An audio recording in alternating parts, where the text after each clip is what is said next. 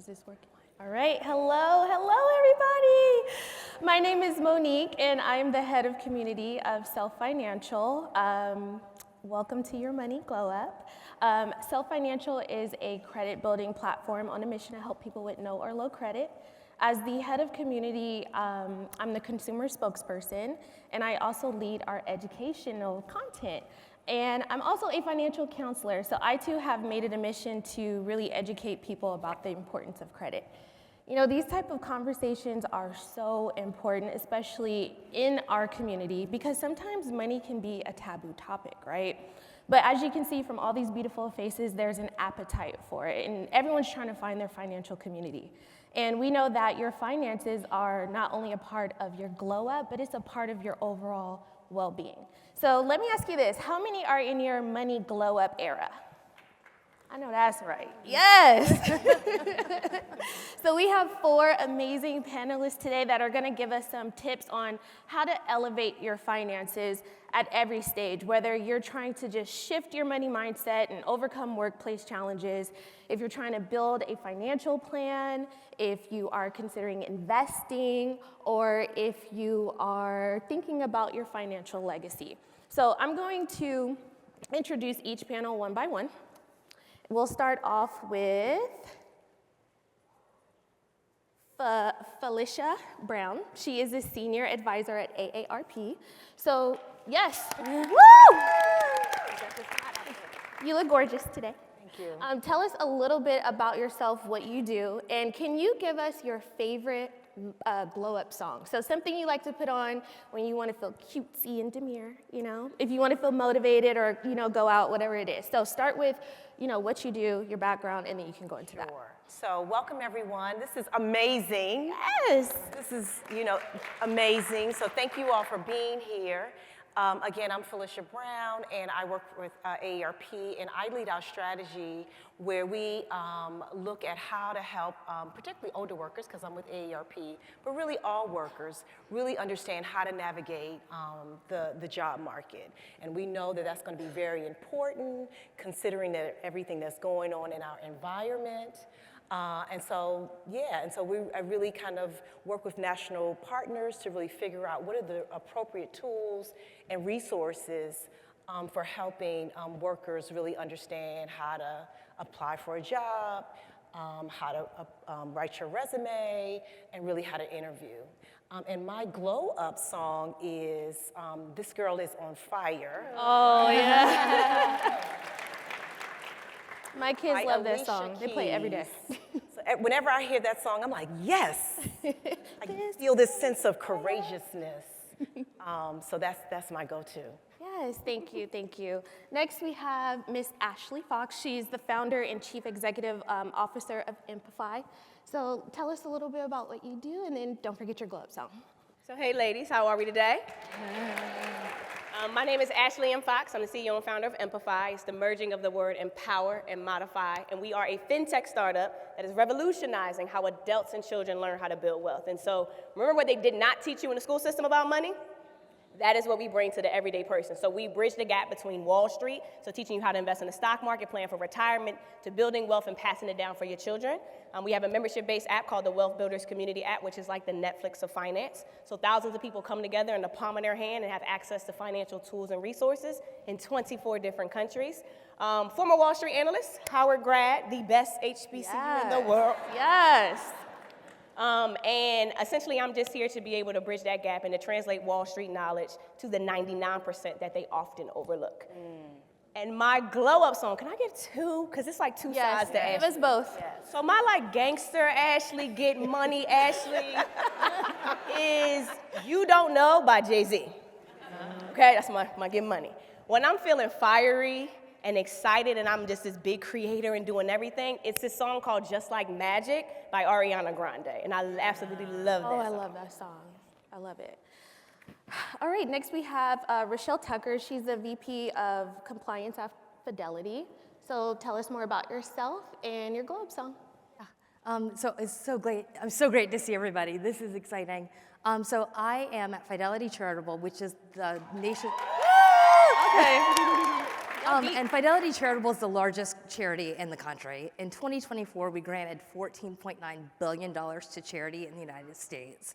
And so my day-to-day is using my tax law background to work with our the biggest donors to help them maximize their giving. And so my glow-up song is Mary J. Blige's Just Fine. That song will turn anything around. Good one. That's a good one. All right, and last but not least, we have Tasha Garcia. She's a financial advisor at Morgan Stanley.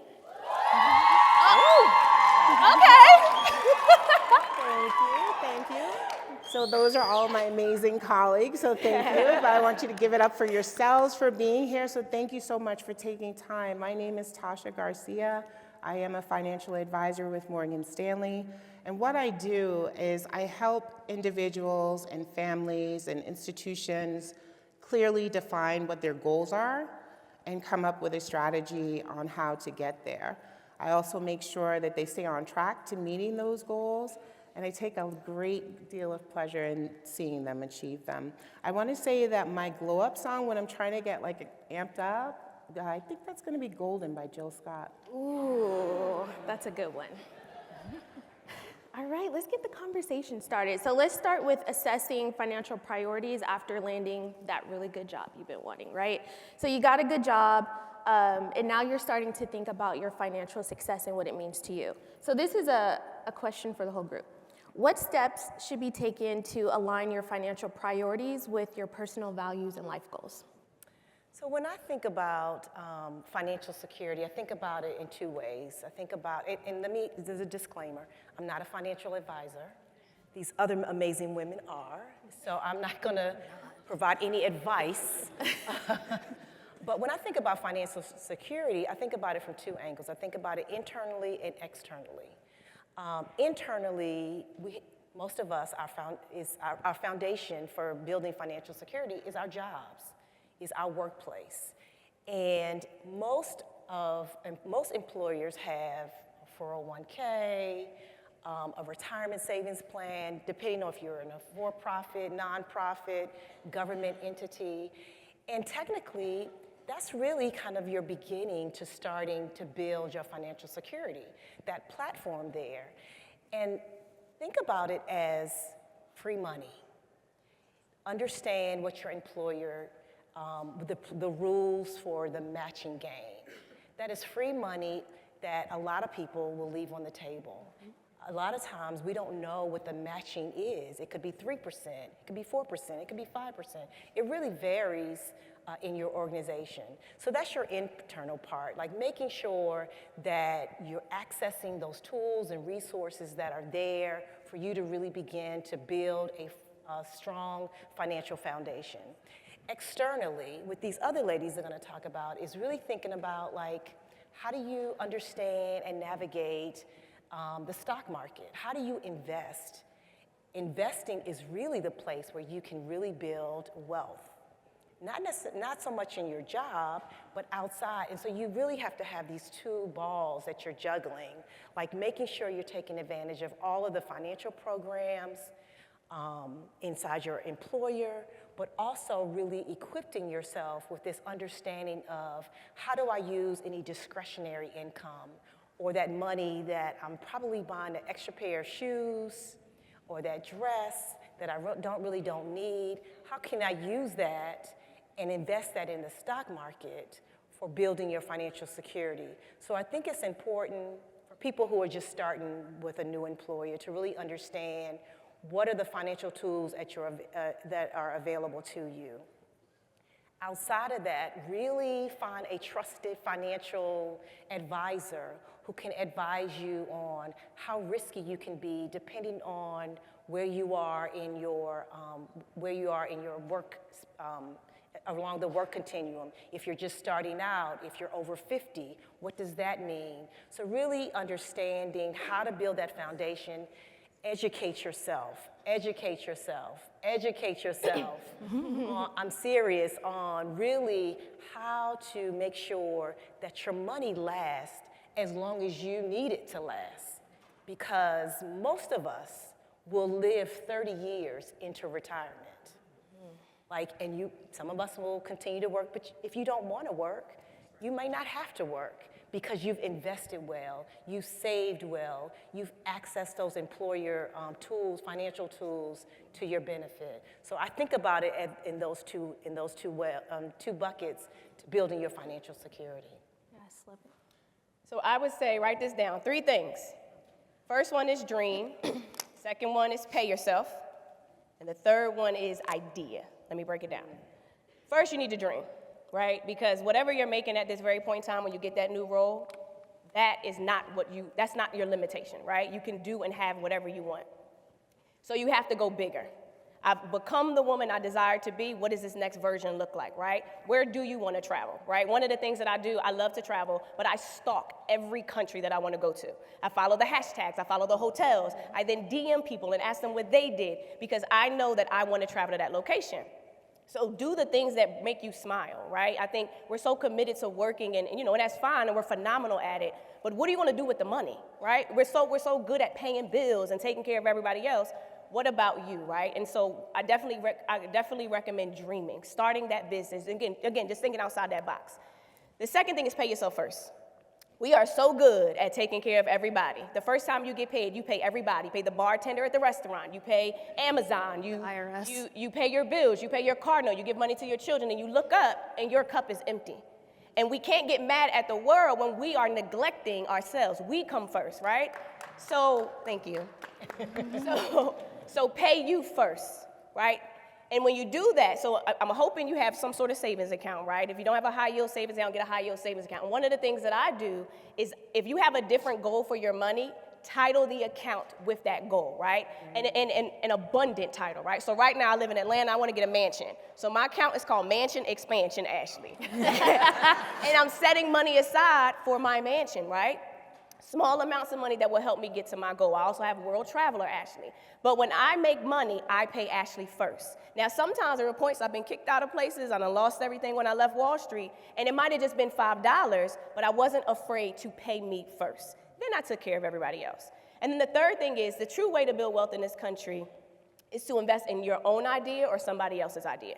Now, I run a business. I left Wall Street, lost everything, slept on my parents' couch for about 2 years, and got into a space where, I'm growing as an individual, but it wasn't always easy, right? And so I'm not encouraging all of you to go be crazy, get kicked out, lose everything, and start a business, because it is not the sexiest thing that it looks like on the internet. You can be phenomenal in your career, and you can build wealth with your career, but that cannot be the only thing you do. You have to invest in somebody else's idea or invest in your own idea. The easiest way to invest in somebody else's idea, as she mentioned, is investing in the stock market.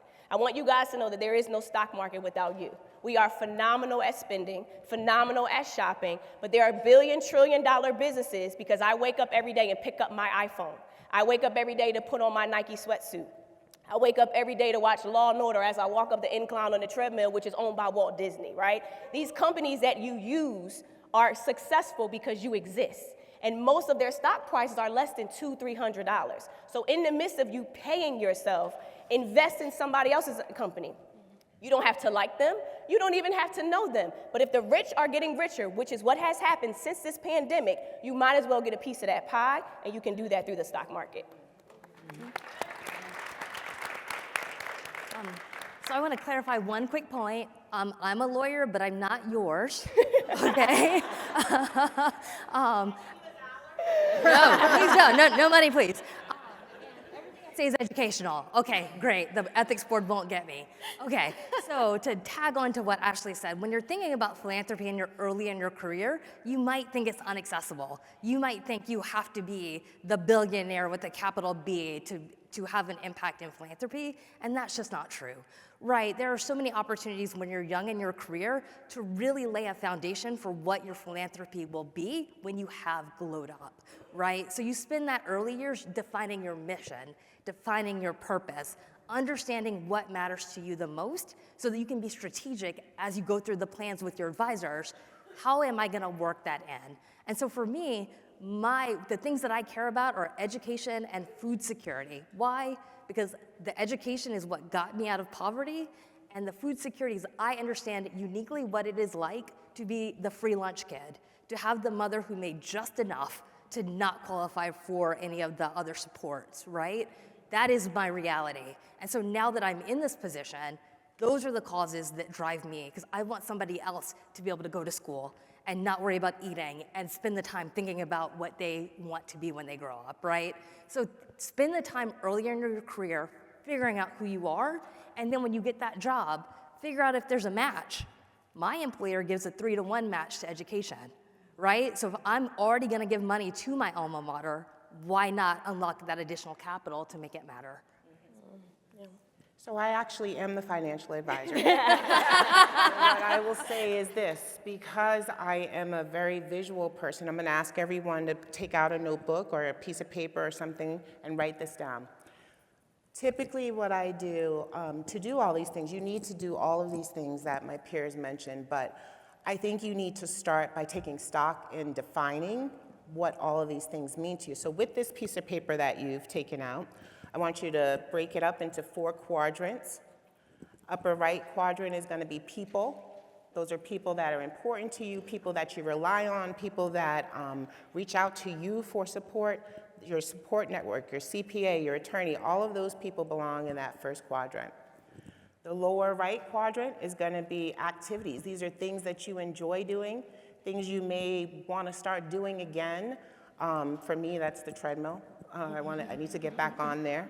But these are any sort of activities, hobbies, things that bring you joy, things that you enjoy doing for others, service, what have you.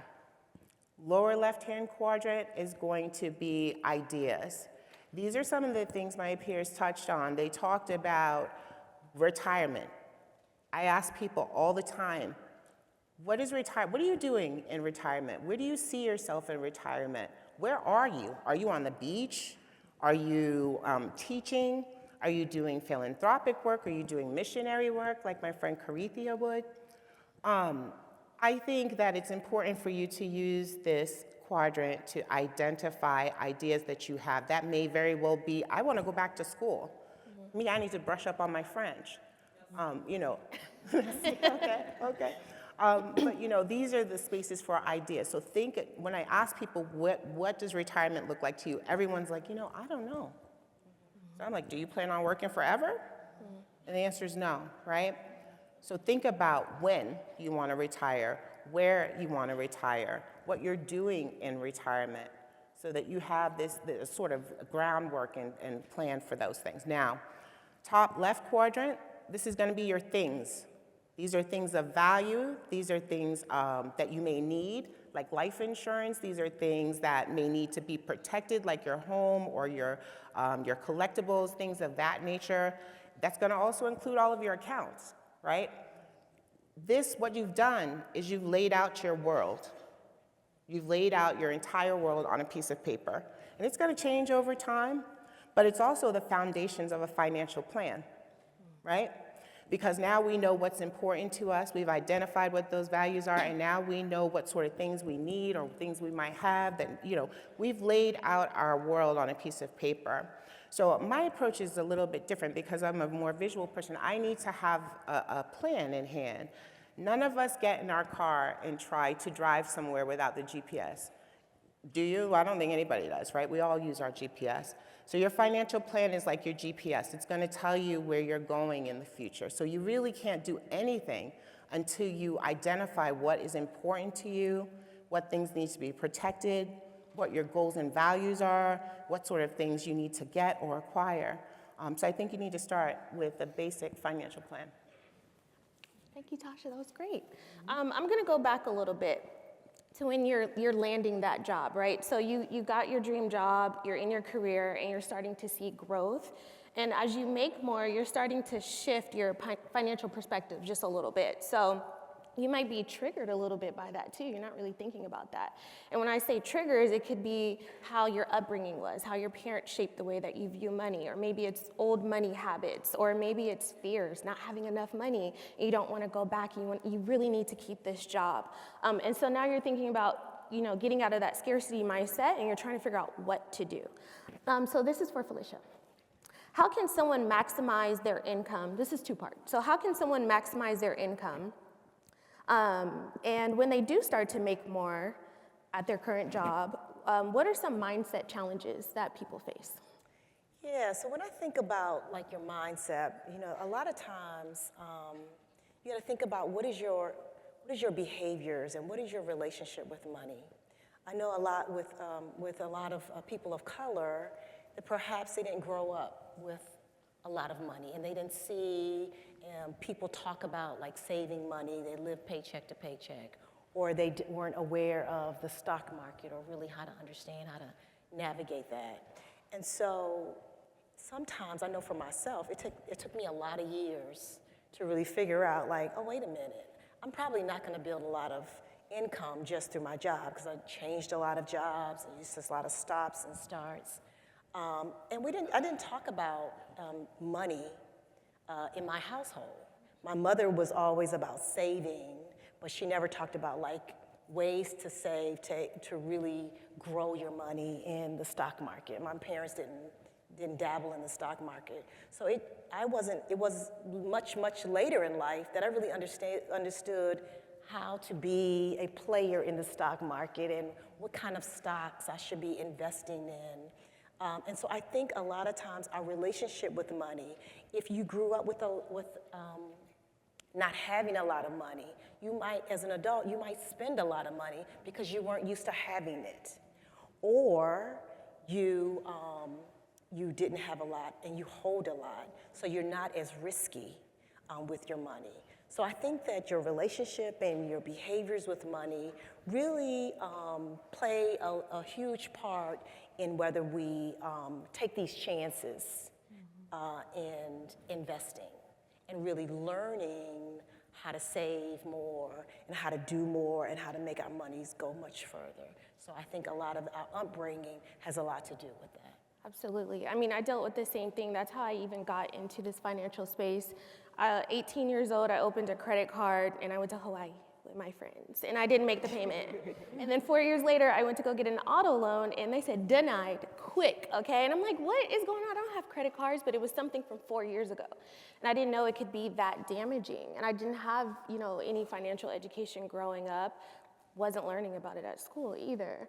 So it was important for me to come up with some type of game plan. I'll share this story. I remember when I was younger and I had run up all my credit cards and I said to my father, I was like, I got all this debt. He said, well, what's the point of you paying it off if you're just gonna run it back up again?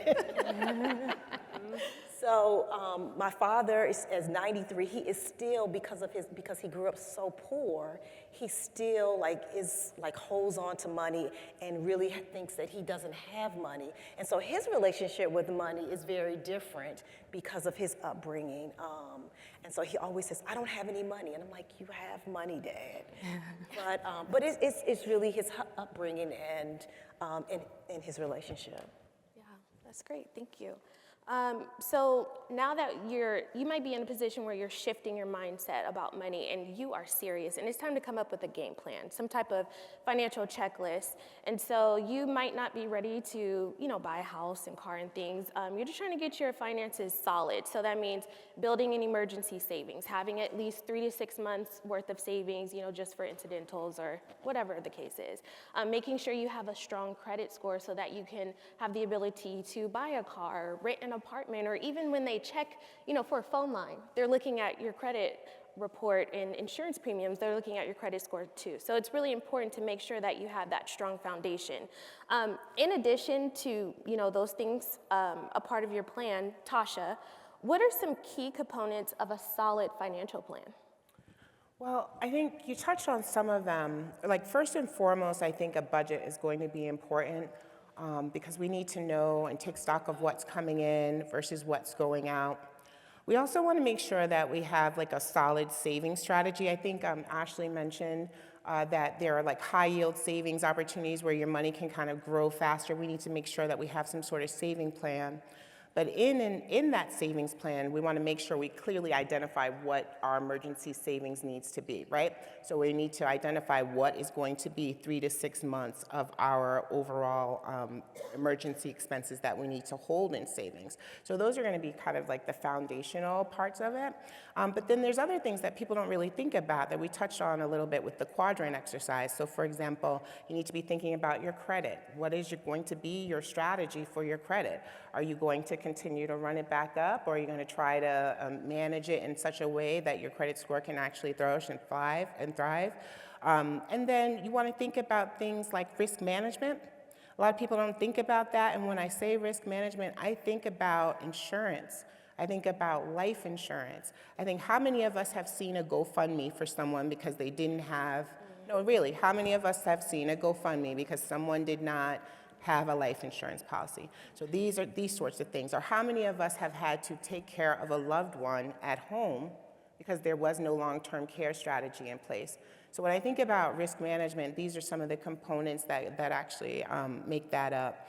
And then more importantly, I want you to also think about your legacy, your estate planning. What does that look like? What sort of things do you want to be remembered for? What do you want for your kids? There's often at times no will in place, and so we all know someone who died without a will, and then now it was just disastrous trying to get that money through probate and so on and so forth. So it's not just about money. To answer your question, it's about some of those unforeseen circumstances as well. Tasha, just to follow up, how does retirement play into that? I beg your pardon? Retirement savings. What are some strategies for that? Well, I think it was Felicia that touched on, first and foremost, you want to make sure you're taking advantage of your 401k plan at work. I can't tell you the number of people that say, oh, I just can't, contribute to my plan at work. If your company is giving you a match, you are leaving free money on the table. And I don't know about you, but I like free money, right? So I would say, if you have a retirement plan at work, you should be investing in that. I want you to also think about, if you're saying, oh, I don't know where to start, or, I really can't afford that, start at like 2 or 3%. Not really gonna change how much you're taking home, but it will at least give you a good start. And if you are getting a match, it'll give you the opportunity to at least get some portion of it. But let's say you are self-employed. If you don't actually have an employee, did you know you could have your own 401k plan, right? So, oh yeah, you can. And so there's ways that you can take advantage of that take advantage of your business for that purpose. And even if you don't have a 401k plan or at work, or you don't own a business, then another way might be IRAs, because as Ashley will probably share with you as well, taxable accounts, you have to pay taxes every year, but IRAs, that money builds and compounds tax-free. So you wind up not actually paying taxes, depending on what type, until you actually retire. So you don't have to you have to first think about what retirement looks like for you. Because if you don't even know where you want to be, or if you're going to be in a state that's tax-free or what have you, then you can't, it's like shooting in the dark. You need to make sure that you know what retirement looks like for you. I'm probably dating myself when I say this, but there's an episode of Good Times. Anybody remember Good Times? Right. So you remember the lady across the hall that had to eat cat food, right? Don't let it be you, okay? So what you can do, she was, but anyway, you get the point. The point is, we don't want to be the cat food lady, right? So make sure you think about what retirement looks like for you and define it on your own terms, because then that will help you put together a more effective plan. Absolutely. Ashley, I loved how you talked about you can be successful in your career, but there's opportunity to build wealth beyond a paycheck, right? So how can someone determine the best investment strategy based on their financial goals? Okay, I want to be clear, I'm not a financial advisor. So I'll give you ideas and things you can consider and research to be able to take with you. So I am 36 years old. I have a very high risk tolerance. I will lose it all again to go build my company, Empify, right? Not everybody is willing to lose it all. So you want to take into consideration the type of stocks or things you want to invest in. So for example, there's something called a growth stock, where a company makes money, puts it back into the business with the intention for it to grow faster than the average of the stock market. Then you have dividend stocks. How many of you like passive income? Raise your hand. A dividend stock is how people retire, right? You ever see somebody that gets a check every single month? It's probably in a dividend-paying investment. Those are the more established, boring companies that you typically don't see in the news all the time. But what they do, they make money, pay their bills, and they share their profits with investors. So for every share you own, you're able to collect passive income. And they stand on making sure they make those payments, and they come every 90 days, right? I own enough dividend stocks to get paid every single month of my life. And so take those things into consideration. The other thing, too, how many of you have ever tried to get into real estate, want to get into real estate, own a property, tired of a property, like get a real estate license? There's so many ways to get into real estate. But what a lot of people don't talk about is there's something called a REIT, R-E-I-T, a real estate investment trust. That's where you, the everyday person, can own stock in a real estate. Interestingly enough, this is actually a REIT that we are in. And this REIT actually pays, no financial advice, guys. Not. But surprisingly, when you pay to stay in this hotel, a company called Realty Income is collecting that money, paying its bills, and paying myself and my 7-year-old niece every single month because it pays out a dividend. And so REITs are a way where you can invest in real estate for less than $200. And so it's really about thinking about your risk tolerance, right? Do you want the boring companies that don't grow as fast, but can pay you income, right? We're also in a time, I don't know if you know, but the market is dropping, baby. The market is going down. This is your time to, this is your time to learn. This is not your time to get scared. And I remember being at Howard in 2008, looking to get my Wall Street internships, and people were panicking, right? But I remember being on Wall Street and watched all our rich clients, because you had to have at least $25 million to work with my team, and I watched them make money as a result of the 2008 stock market crash. I watched myself make money as a result of the pandemic stock market crash. So this is not the time to be scared. The headlines are designed to trigger you, but they're also billion-dollar businesses, and their job is to make money off of you as well. So I would challenge all of you, take the opportunity to learn, right? We talk about 401ks. I bet you if I ask all of you in this room, do you know what's in your 401k, 403b, 457? Because if you don't know where your money is, giving you more money will not solve your problem. You have to take inventory of what you have to know where your money's going, right? And sometimes it's like big words, big numbers, like reading the back of a medicine bottle. I'm not a doctor, but I don't know what those words mean. But it's a language you have to become fluent in. You cannot play the game of wealth if you are running from money. And so this is why I love having these kind of conversations, because you have to be fluent in this language. You have to run towards it. So while the market is crashing, while who knows what's going to happen in the next 4 years, you better get money in these next 4 years and not let anybody dictate your financial situation. I'm glad you brought up the fear, because even like just listening to you now, I'm still so intimidated about investing. What are some misconceptions about it? That you need a lot of money. I can tell you right now, you can buy stock with $5. If you have at least $5, you better $5 your way to $1 million, okay? Is that it's hard, and I understand, but if like you mentioned, if you didn't grow up with money, subconsciously you're used to not having it. What if you could build wealth? What if it's not scary? Because when I was on Wall Street, it was a standard. Like, we were trained, if our clients had money sitting in cash, we had to work to build out a plan for them to invest it. Why is it a standard for a wealthy person to invest, but the everyday person can't? Not to mention, the wealthy person owns stock in the companies you are the customers to. So if we are okay with giving the money to the company, why are we afraid to research the company to see if it's worth being in your portfolio? And the way I look at stocks, it's like a basketball team. If the players aren't performing, baby, you got to trade them and get them up out of there and replace them with somebody else, right? But again, it's okay to be afraid. But my family's legacy is more important than my fear. My niece's financial situation, so that she does not take out student loans to go to Howard, so she does not build a business off of an American Express credit card like I did. My job is to create trust fund babies. I don't have babies right now, but I have her, right? Like, we are supposed to live like kings and queens, but it starts with the person in the mirror. So what, you didn't grow up with money? So we hone in on the negative. What if you can do it? And this is exactly why I created my company, because we don't just tell you what you need to do, we do it with you. We cheer you on when you're investing that $5. Our members have invested almost $9 million, and we're talking about people who started with just $20. So if they can do it, why can't we do it, right? When we think of the word wealth, ladies and gentlemen, like I said yesterday, it doesn't have a color. It doesn't have a color, it doesn't have a president, it doesn't have a system. It looks like all of us. So what if we let go of the fear, just like the first day, anybody, a mom in here, raise your hand. You ever been afraid when you had your first child? You didn't know what you were doing, but you figured it out. I mean, again, I'm not a mom. But I know you didn't know what you were doing. It's still scary sometimes, but you do your best. And so every day, wake up knowing, I have no choice but to build wealth. It is my birthright. You don't need a credit score to buy a stock. You just need a brokerage account. You need to open it, and you can start with $5 and build your way there. So I think therapy can also help too.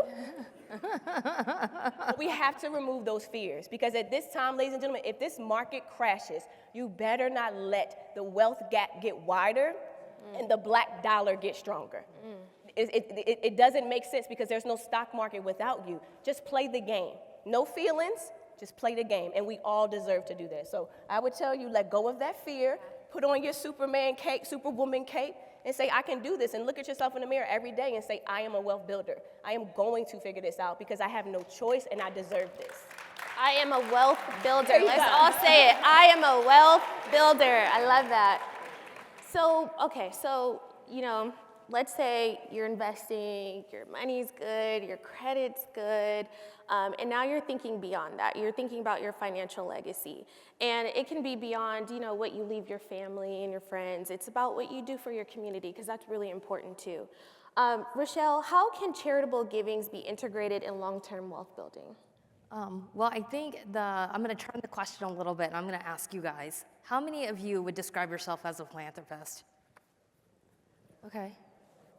But probably everybody should raise their hand in this room, right? Black families, research shows that Black families are the most philanthropic in this country, despite the wealth gap. And so it's changing that definition of philanthropy. Philanthropy is more than just the dollar. It's that time, the talent that you're giving to your communities. So I want you to all remember that. So as you're going through these stages, bring philanthropy along, because you're already doing it, right? When you sit with your advisor, ask them if they have experience doing charitable giving or planning.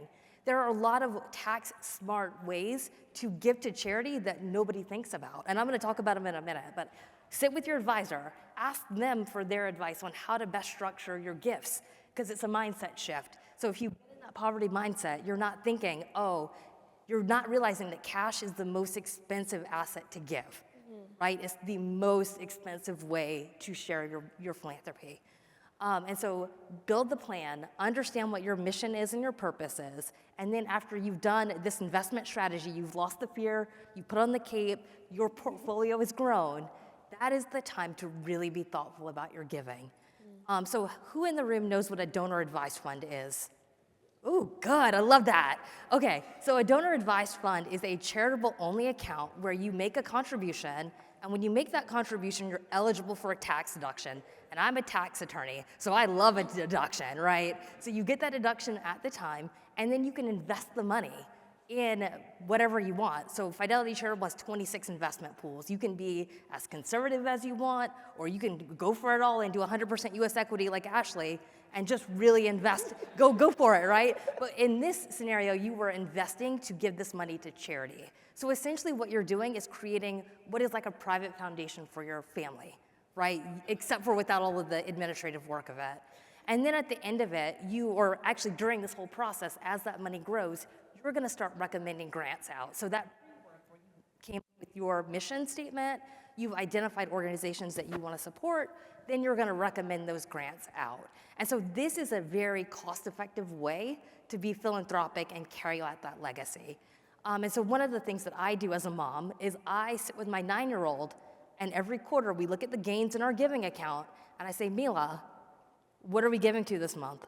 What are we giving to? And she knows she wants to be an engineer when she grows up, and she cares about girls learning science. And so she'll get on her little iPad and research the charities that are supporting girls in science. And then we make that grant recommendation, and what I do is I take my name out of the acknowledgement, and I put hers in. And so what happens is, 6 weeks later, the nonprofit sends us a thank you letter, but it's directed to her. And so she's establishing, she's working this muscle, right? She's understanding how it seems to show up in her giving, right? She's 9. The $50 grant she's made is not probably changing the world, right? But it really is building her confidence. She's learning about investing right now. She's understanding her plan and defining her own morals and value system. And hopefully her dad and I are helping her get there. And so that is one way I think about legacy. So that's like the heart, fun, feely. But now that let's talk tax. There are a lot of tax efficient ways to give. The number one thing that I challenge people to do is look at that portfolio. Are you holding long-term appreciated securities? Are you holding cryptocurrency that you bought in 2017? Do you have real estate? Like, what are these assets that you don't want to realize the gain on? Those are the assets that are prime for charitable giving. Because what happens is when you give it to a charity like Fidelity Charitable, you don't realize the gain, and you minimize your capital gains tax treatment. So really, you want to sit with an advisor who can guide you through the process of looking at your whole portfolio and making tax-smart decisions about what it is that you should give, and also when and how, right? 2025 is what we're calling the tax Super Bowl, because we know that there's going to be some tax law changes at the end of this year. We don't yet know how it's going to impact charitable giving or anything right now, but you want an advisor who's up on the news. Like, how is that going? What is the latest? Is it good to give it now because I know what the benefits will be? Or do we roll the dice and wait till 2026 and see what the tax structure is? And so you want to think through the whole. And then the last piece is your legacy. So you can give while you're living, but you can also give after you've passed away. So you can leave a gift to a charity in your will or your trust. You can nominate a charity in your IRA or even your life insurance policy. Like literally everything that is in your estate, you can give to a charity. And so earlier in my career, there was this little old lady who just loved, I worked at the National Trust for Historic Preservation, and nobody had ever spoken to this lady, but every month we sent her a magazine, and that was so important to her. And so we didn't know anything about her. She might have given $15 a year for 20 years. And when she passed away, she didn't have any kids, she didn't have any family, and so she made it was a donation, a bequest, her whole estate, which was like $10 million, right? And so for a nonprofit that is small like the National Trust, that was several years of funding for them to continue their work. And so even though it might not be today, it's future funding that organization cares greatly about because it's going to help them carry out that work. So I think it's define the mission, get really smart about the tax strategies, work with that advisor, your investment people, and then pass it on to your kids, pass it on to other organizations that you support, and then just enjoy the process. Don't put the pressure that you're gonna get to the end of the road and wanna be a philanthropist. Recognize that you are right now and continue to just work the muscle. And then one more thing, what's hot right now is giving circles. Everybody's in a giving circle. Giving circles give you the opportunity to be around people who are similar in value structure as yourself. My favorite giving circle right now is run by a woman named Sierra Coleman down in New Orleans. It's Go Girl Giving, G-A-U-X. It's New Orleans, however you spell go down there. And so she has a long history as a program officer at private foundations, and she just understands the New Orleans scene. She understands the Black women in her community, and she just is supporting those entrepreneurs in her city. And so it's a low entry to get into her circle. I think it's like $250, and every month she's making a grant. And they're not large grants, but they're very impactful within her community. So look for giving circles if you're interested in just testing the waters, because it's a good way to build community that's philanthropy focused. That was great, thank you. Wow. I do want to leave some time for Q&A, but real quickly, I want to go through the group. Last question. We'll start with Tasha. What does financial legacy mean to you? And I want all of you to answer before we get some questions. I want to say financial freedom first and foremost. And when I say freedom, that's freedom to do what it is you want to do with your money. It's freedom to get up and go where you want to go, or go buy the things that you need and or want to buy.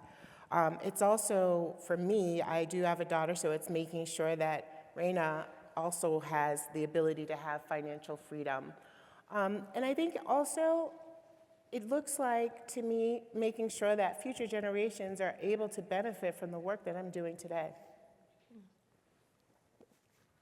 I agree with all of that. Like, you took my answer. I think a lot of it, though, is like just understanding the lingo, right? If you're not used to, like, I'm not a financial person, but it's just like understanding the words, right? Spending some time just asking people, like, what does that mean?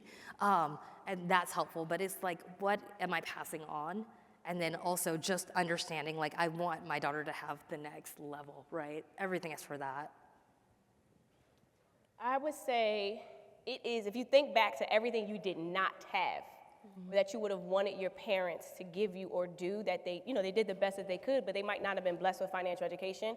I think it's taking those lessons and teaching them. Yeah. And passing down generational knowledge, passing down generational health, generational wealth, and not generational poverty, not generational debt. And so I am a creator of generational wealth, and I'm also the recipient of generational wealth. So I have a very unique perspective of what it means to receive a legacy, right? So when my father passed away, one, you would have thought my dad went to the Empify school. Like, I had no idea, right? My dad was in law enforcement, and so he didn't have the fancy Wall Street job, right? But what he did was live his life for his family. I know all of you are here for someone and something so much bigger than you, and don't let life, like, deter you from that. But when he passed away, it was such a dynamic experience. One, I felt inclined to carry his torch, because what he did for my family, I'm now doing for the world. What he did for my family, I'm doing for my family, right? So while I wasn't blessed with financial education, I was blessed with a provider who took care of me, that gave me the opportunity to be on Wall Street, that gave me the confidence to go out and leave my job to build my company, Empify. So one, I think it's about what you do and who you are every single day. Because while you might not think you are your best, your light is shining on somebody else. So much when you are not here, someone sees the greatness in you, and it continues on. And I think building that legacy, that financial legacy, doing your best and showing your children. So many of us think we don't talk about money because we don't think we're good enough. We hide it from our kids, and it's like, no, do it with your family. And my dad didn't do it with me, but he left it for me. And that is a very dynamic and powerful thing that a Black woman can say about a man who grew up in the 60s. And so I challenge all of you, look in that mirror, be that wealth builder, and understand that who you are is a legacy. What you create, what you pass down, make sure your beneficiaries are added. Make sure you save up the money to get a trust, because we're not giving the government our money. We are creating the wealth, the money brick by brick, share by share, but embody legacy and own the fact that you are this dynamic woman, and the world deserves to see it. But there are always people watching you who love you, who will carry your torch the same way I'm doing for my father.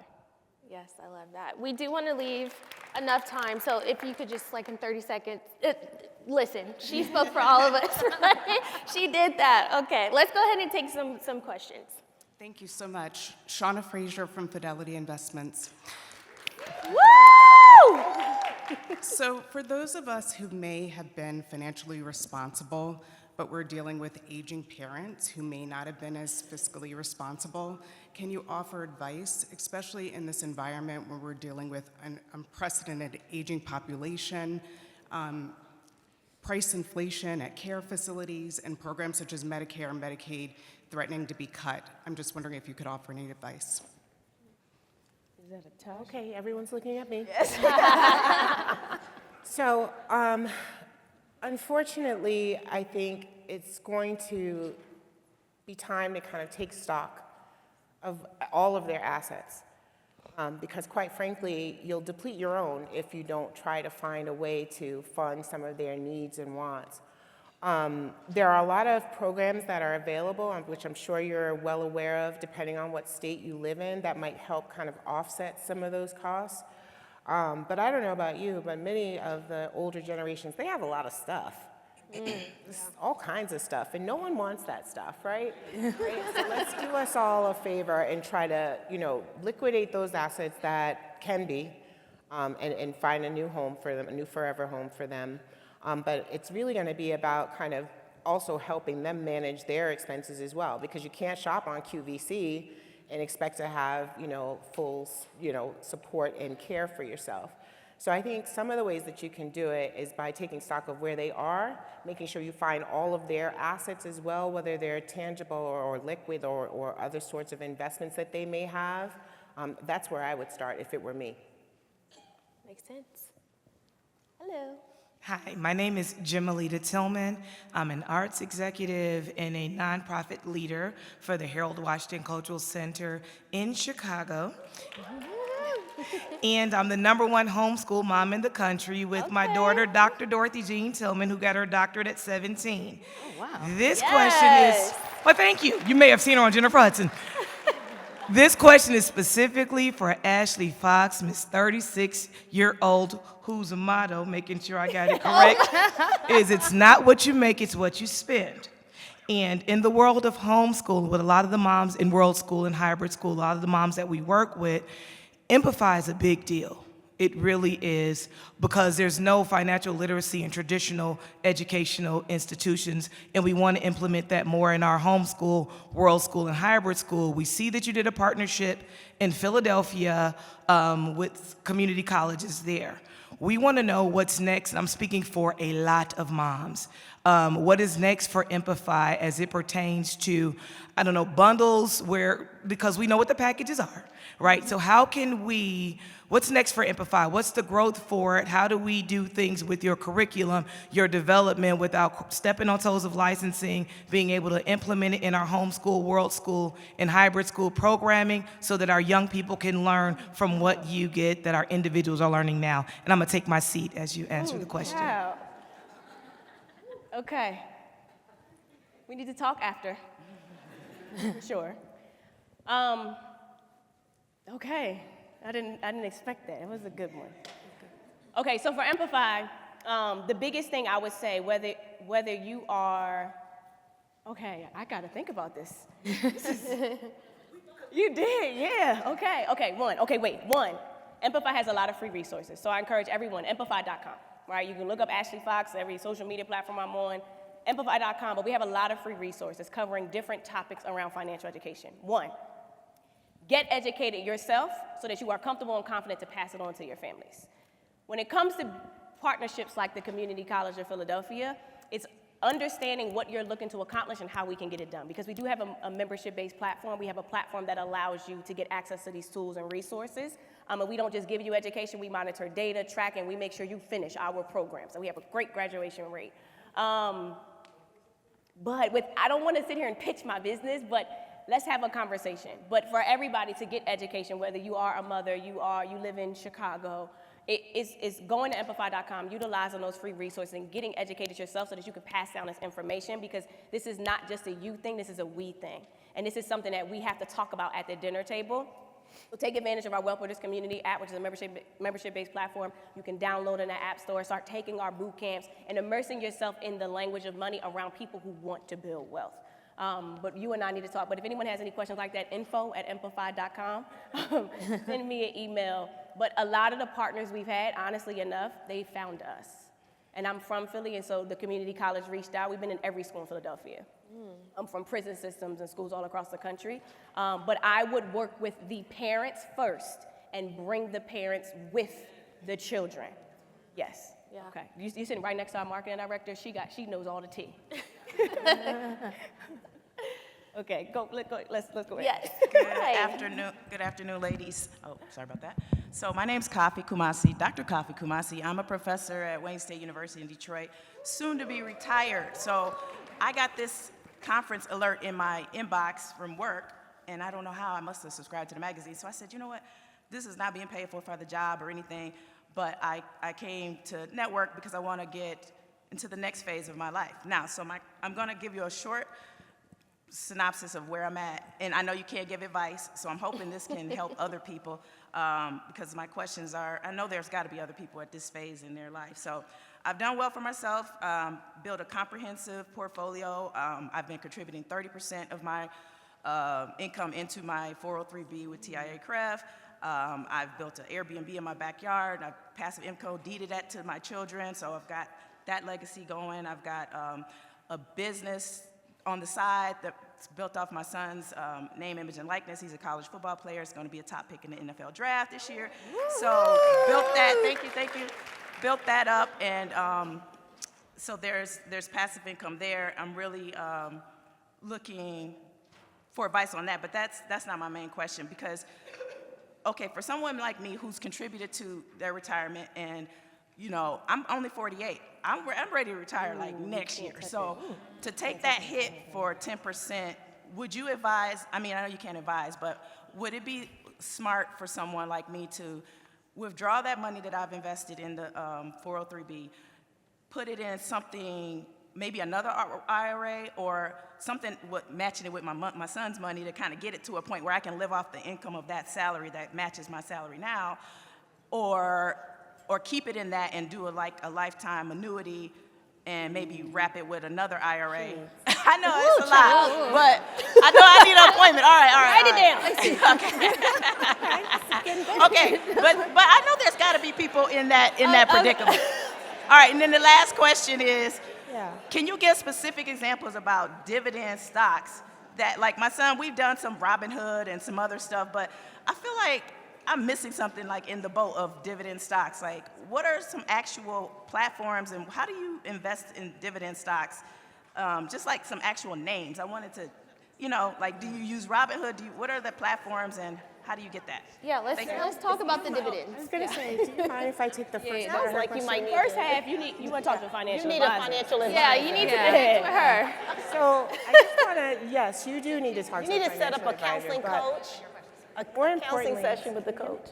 Okay. So more importantly, though, I want to take a step back to the name, image, and likeness part. So not to plug my firm, but I'm going to do it. We have a whole global sports and entertainment division that caters to this told me sort of about thing. you. So let's talk about that. But then the second part of your question had to do with different scenarios, right? That's where someone like me comes in because I can tell you this is this is what we project will happen if you do these things. But I'm actually going to go one step further because I'm hearing a common theme in here. How many of us need a financial plan? How many of us need their first financial plan? All right. So I'm going to ask all of my financial advisors, Carithia, Richelle, Gail Walden, can you all stand up? All of the financial advisors that are here with Monique Stanley. Girl. Woo! Okay. So this is not just my support network, but these are the women that you can come to, as well as myself, after this meeting, and we will give you your own goal planning analysis and financial plan. We'll tell you if you are on track. We will analyze your current portfolio, tell you where the risk and volatility lies in that portfolio, and then project out under different circumstances what we estimate that your portfolio will grow to based on historical data. So I would say to you, I don't want anyone to walk out of this room today without a plan, without being on the path to getting a plan. And it does involve some dividend stock, so I'm going to let Ashley take it from here. Okay. So the easiest for everybody in the room, the easiest way to find a stock that will pay you every month or every 90 days is when you look up, let's think of a company, like if you look up Amazon right now, right? You look up Amazon, you just Google Amazon stock, a chart will pop up. If there is not a percent at the bottom of the stock chart, that means it doesn't pay a dividend. If it does, that means that it does pay a dividend. So for example, like Apple pays a small dividend, right? Or it's usually your older, more seasoned number one, a Verizon, an AT&T. If you look up the stock chart and there's a percent at the bottom, that's the dividend yield. That is the percent you are going to get for every share you buy. When you look at that, I always tell people, you want anywhere between a 3 to 7%. You can live off a good 3 to 7%. And the good thing about when the market drops, if the price drops, a good company will still pay your passive income.